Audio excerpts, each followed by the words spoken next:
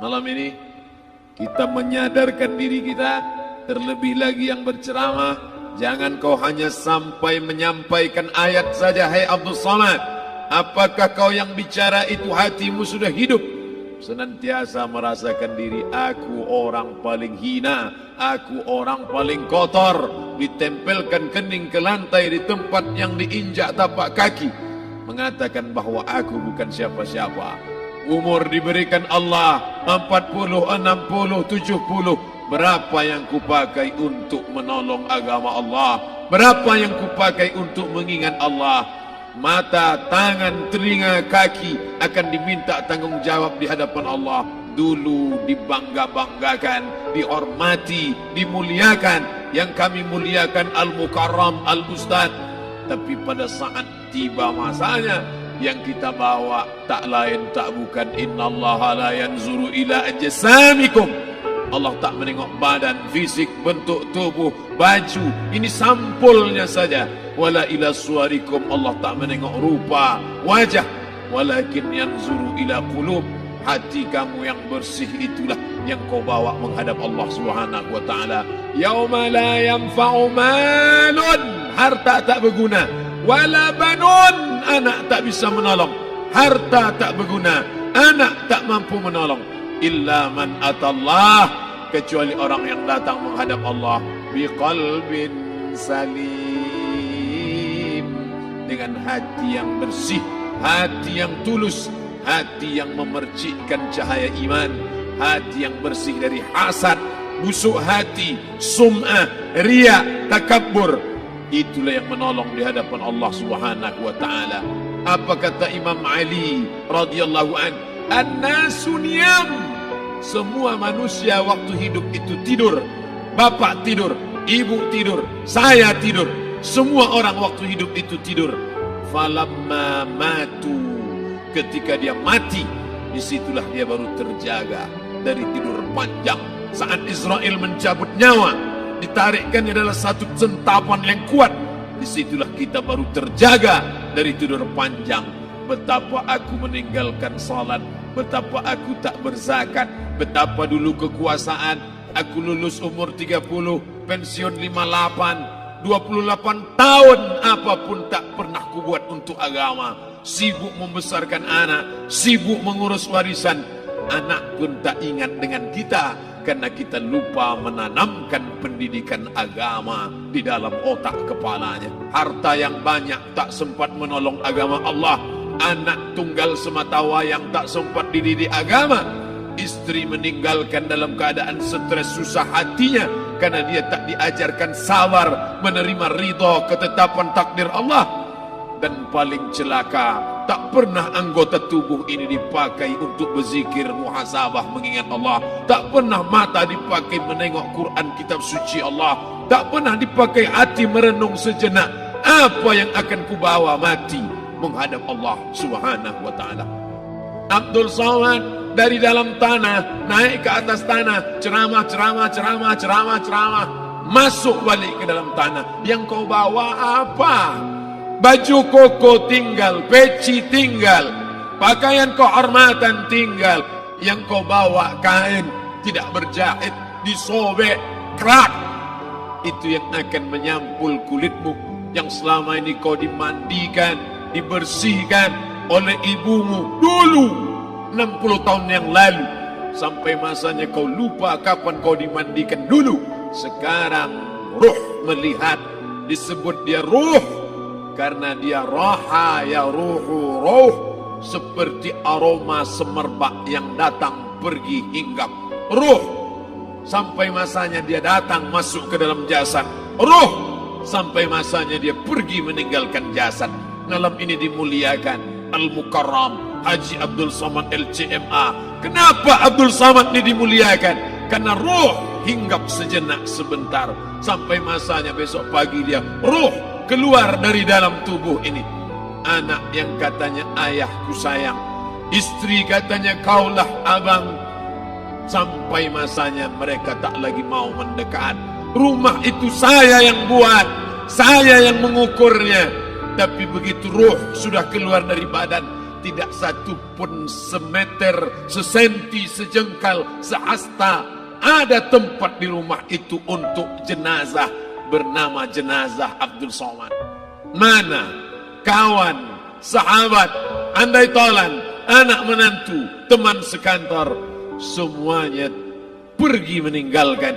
Yang tetap dibawa, kalau pernah kaki melangkah salat berjamaah di masjid, kalau pernah tangan mengusap kepala anak yatim, kalau pernah tangan mengucap subhanallah.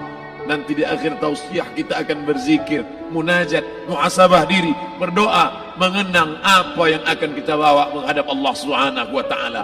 Datang malaikat membawa kain kafan dari cahaya, akan menyambut ruh yang mulia. Hadis riwayat Ahmad bin Ambal dalam kitab Al-Musnad, turun malaikat berlomba-lomba membawa kain putih dari cahaya, menunggu ruh akan keluar. Ruh menetes seperti embun di ujung daun. Daun tidak bergoyang, ranting tidak patah. Ruh menetes pelan turun ke dalam kain kafan, dibawa malaikat ke pintu langit. Tak sabar mereka menyambut. Inikah dia yang selama ini berjamaah? Berapa banyak yang masyhur terkenal di bumi, malaikat tak mengenal dia. Ini roh siapa? Tapi ini bukan LCMA, dia bukan ustaz, dia bukan ulama, tapi imannya dalam, kekuasaan dipakai menolong agama Allah. Ruhnya keluar di bawah, semua malaikat mengucapkan salam. Inilah orang yang selama ini kami tunggu-tunggu, catatannya sudah lama. Setiap pagi petang malaikat subuh membawa catatan namanya, malaikat malam membawa catatan namanya. Kami merindukannya. Begitu orang-orang yang masyhur di langit tapi tak dikenal makhluk bumi. Tapi ada sebaliknya, yang rohnya disentapkan, ditarik malaikat dengan begitu tarikan yang sangat kuat. Nabi bertanya saat Isra Mi'raj kepada mereka yang sudah mati ribuan tahun yang lalu, apa yang kalian rasakan?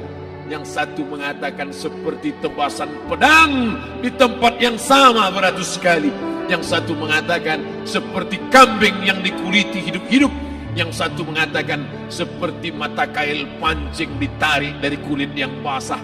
Maka kita berdoa setiap selesai salat, Allahumma hawwin alaina, ringankan kami ya Allah, fi sakaratil maut, di saat sakaratul maut yang amat sangat menyakitkan itu, di saat malam pertama di tempat yang gelap, di tempat yang tak pernah diimpikan oleh orang, tapi kita tetap melewati dan merasakannya.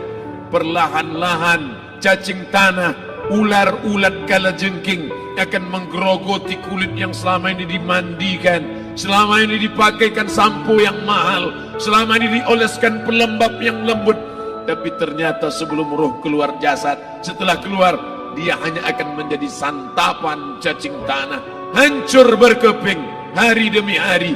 Yang pertama kali membusuk adalah mata, karena dia berisi cairan. Cairan ini mengering, busuk dan berlubang. Lalu kemudian usus sebulan di dalam tanah, mulai dia menggelembung masuk angin dan dia meletus pecah. Cacing-cacing tanah mulai datang menggerogoti, memakan. Habis, siap tak siap, suka tak suka, kau akan didatangkan. Apa yang akan ditanya oleh Allah? Perbuatanmu, amalmu. Faman ya'mal mithqala dzarratin khairan yarah. Sebesar biji sawi, sebesar ujung rambut, kau aniaya orang, kau makan titik puluh keringatnya. U'tul ajira ajrahu, berikan upah pekerjamu, gaji tukang panenmu, gaji tukang cuci setrikamu. Kau makan, kau tahan 3 bulan. Dia tak menuntut, dia senyum, dia hanya mampu mengadu kepada Allah. Tapi titik peluhnya yang keringatnya, air matanya akan kau balas di hadapan Allah Subhanahu wa taala.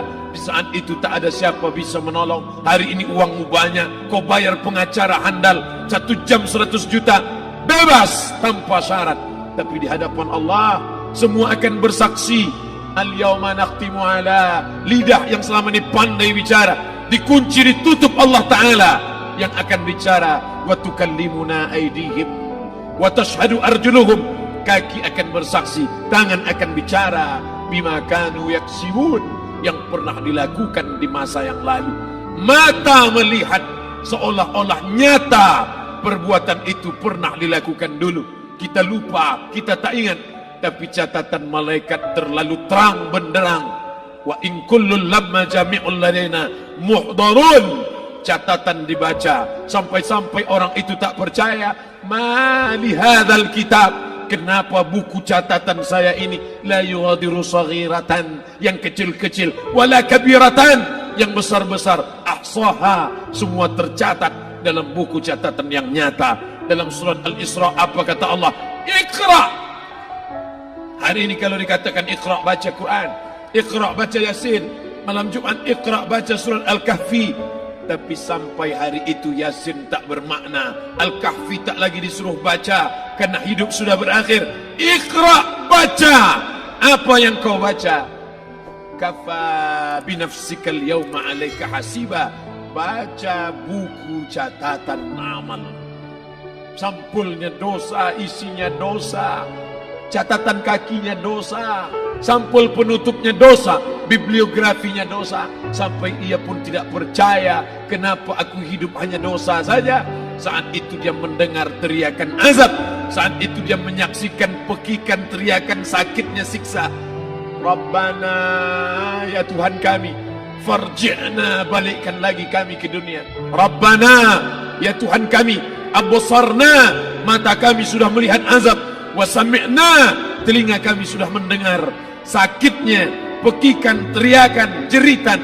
Farji'na, balikkan lagi kami ke dunia. Na'mal salihan, kami ingin amal saleh, kami ingin bantu masjid, kami ingin sekolahkan anak yatim, kami ingin muliakan fakir miskin, kami ingin bantu panti jompo. Farji'na, balikkan lagi kami dunia. Kami ingin salat tahajud, kami ingin tahiyatul masjid, kami ingin puasa sunat. Saat itu penyesalan tak lagi berguna. Na'mal salihan, kami ingin amal saleh. Andai kau beri kami tenggat waktu ya Allah, laula akhartani, kalau kau beri aku waktu, ila ajalin qarib, aku tak minta hidup 1000 tahun, ila ajalin qarib, sebentar saja kau hidupkan aku ya Allah. Di situ orang baru tahu apa yang pernah dilakukan dulu, yang di masa lalu tak ada cara lain kecuali malam ini kita bertaubat, taubat nasuha, mandi, solat sunat taubat. Ma min muslimin yuznibu zamban, ada orang silap, khilaf, buat dosa, salah. Siapa yang tak pernah salah? Sedangkan datuk moyang kita Adam pun salah, tapi dia mengetahui, sadar salahnya. Dia berdoa, Rabbana zalamna anfusana, kami sudah menzalimi diri kami. Wa illam taghfir lana, kalau kau tidak mengampuni kami, wa tarhamna, kalau kau tidak merahmati kami, lanakunanna minal khasirin, kami termasuk orang yang rugi ya Allah. Maka malam ini kita bermunajat kepada Allah, berdoa, mengenang masa lalu, bergelimang dosa, besok tak akan kita ulang. Kita minta ampun kepada Allah Subhanahu wa taala. Astaghfirullahalazim, astaghfirullahalazim, astaghfirullahalazim.